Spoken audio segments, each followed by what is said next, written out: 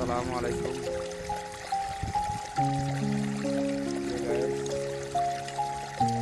মুহূর্তে আমি আছি যমুনা সেতুর দক্ষিণ সাইডে,